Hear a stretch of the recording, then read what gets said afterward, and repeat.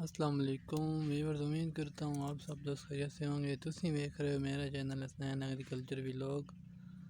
آج میں تھوڑی نوی ویڈیو لے کے حاضر ہوا۔ ویڈیو ویکھن تو پہلے میرے چینل نو لائک تے سبسکرائب کر لو۔ یہ تھوڑی والوں میں حوصلہ دیوان دے گفٹ ہو سی تاکہ میں تھوڑی نوی انفارمیشن شیئر کر سکوں۔ دوستو ایسے تو دساں گا شاخ تراشی کے اہم مقاصد۔ چھوٹے پودوں کی شاخ تراشی تاکہ چوٹی اور جڑ تک تناسب صحیح قائم رہے اور پودوں کو کامیاب ہونے میں آسانی رہے۔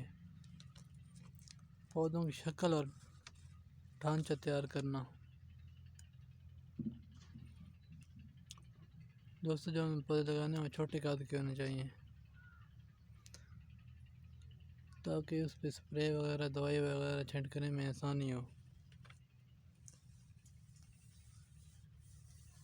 ٹہنی اور شاخیں مناسب ترتیب میں رکھی جائیں تاکہ ایک دوسرے میں نہ الجھے۔ دوسرے یہ دیکھ لو ہمارا باغ جس طرح ہے، کوئی اس میں ایک دوسرے کے ساتھ اندر نہیں گھسی ہوئی، ہر سائڈ پہ ٹہنی باہر ہی جا رہی ہیں۔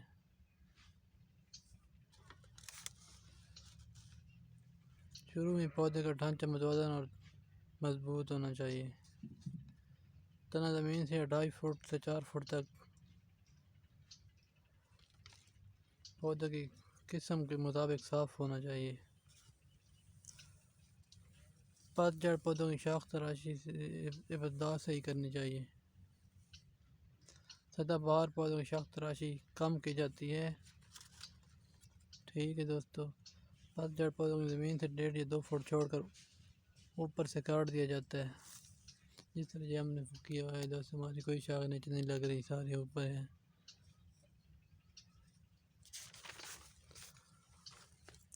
اس میں روشنی کا بھی گزر ہونا چاہیے، ہوا کا بھی گزر ہونا چاہیے۔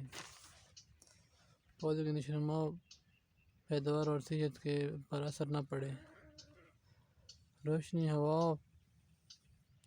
بہت اہمیت رکھتی ہے اور پھل کی کوالٹی بھی بہتر ہوتی ہے۔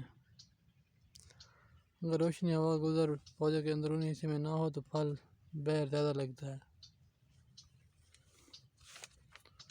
ٹھیک ہے دوستو، دھوپ کے اثر سے جل جاتا ہے، لہذا گرم اور خشک علاقے میں زیادہ شدید شاخ تراشی نہیں کرنی چاہیے۔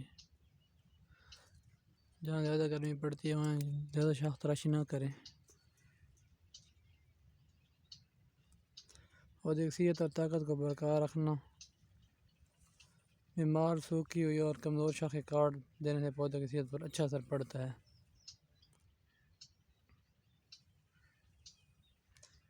کچے گلے اور لگر بھی باقاعدگی سے کاٹ دیں، عموماً یہ برابر نہیں ہوتے اور پھل ناقص قسم کا ہوتا ہے۔ پودے کے بیشتر حصے میں خوراک ضائع کر دیتے ہیں۔ زخمی بھی کاٹ دینے چاہیے تاکہ پودے کی صحت پر برا اثر نہ پڑے۔ ٹھیک ہے دوستو، اس کے بعد لگاتار اعلیٰ قسم کا پھل حاصل کرنا۔ درخت کے ذمہ 2 ہی کام ہوتے ہیں،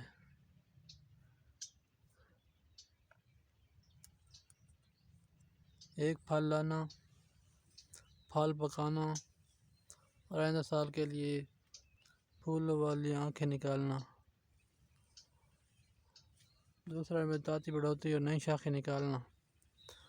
بعض دفعہ پودوں کے 1 سال سے زیادہ پھل لگتا ہے، دوسرے سال کم لگتا ہے، جس کا نتیجہ یہ ہوتا ہے کہ پودے کے تمام غذائی اور قوت پھل زیادہ مقدار میں پکانے میں خرچ ہوتی ہیں اور آئندہ پھل لانے کی طاقت نہیں رہتی۔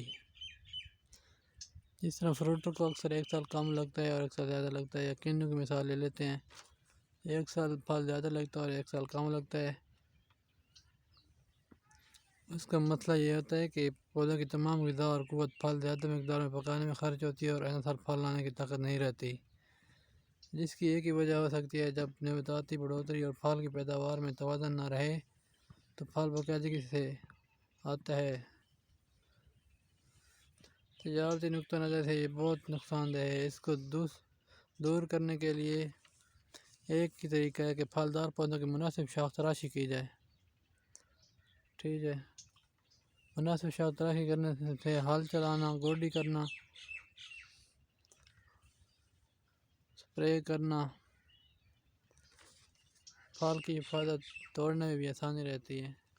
دوستو اس لیے شاخ تراشی کا میں نے آپ کو بتایا ہے کہ شاخ تراشی کے اہم مقاصد بتائے ہیں، اور آپ کو یہ بھی بتائیں گے کہ شاخ تراشی کس طرح کرنی ہے، وہ بھی آپ کو مکمل ڈیٹیل کے ساتھ ویڈیو کر کے دکھائیں گے اور دیں گے ویڈیو آپ کو انشاءاللہ۔ اللہ حافظ۔